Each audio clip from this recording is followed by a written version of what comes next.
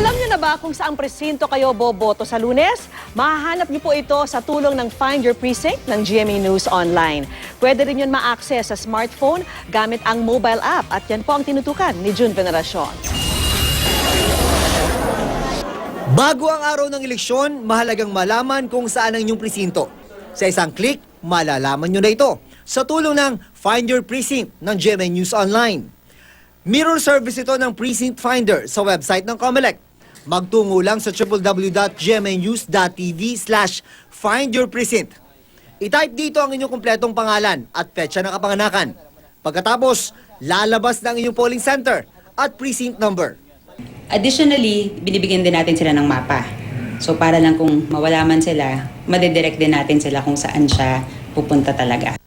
Pwede rin itong gamitin sa smartphones. Mag-download lang ng GMA News Online mobile app sa Apple App Store para sa Apple devices o sa Google Play Store para sa Android devices. I-click ang My Voting Journey. Pindutin ang Find My Precinct at ilagay na ang mga hinihinging impormasyon.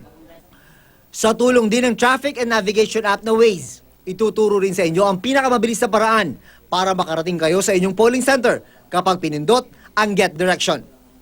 Kapag tapos ka na bumoto, kunyari, tapos ka na bumoto, ayan, sabihin mo, I voted. Pagtapon ng I voted, congratulate ka niya, share mo na ngayon. Upload ka ng picture mo. Sa isang kainan na karamihan sa mga parokyano ay mga taxi driver, nagdala kami ng laptop. Ilang pindutan lang at konting hintayan, nalaman na nila agad ang kanilang presinto na dapat puntahan sa araw ng botohan. Hindi ka na mahirapan maghanap. Pwede ka pa makabiyahe pagkatapos mo magboto. Oras ang kinakain, sir, paghanap pa lang ng present mo kung saan ka pupunta para bumoto. Ito, mas malaking mas malaking oras ang maisisip mo. Bago pumunta ng presinto ang mga botante, mahalaga rin na meron ng listahan ng mga iboboto na pinapayagan naman ng COMELEC. Para dyan, magpunta lang sa www.gmanews.tv/mycodigo. Ilagay ang inyong lungsod o bayan, gayon din ang distrito para ma-access ang tamang talaan ng mga kandidato. I-click lang ang bilog na hugis itlog sa tabi ng pangalan ng kandidatong inyong napupusuan.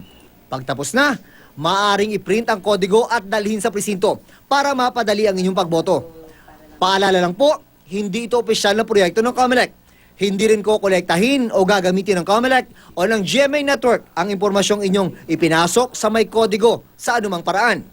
We will be with them along the way to make things easier for them on election day and provide them with all the information that they need. June Veneracion, Nakatutok, 24 Oras.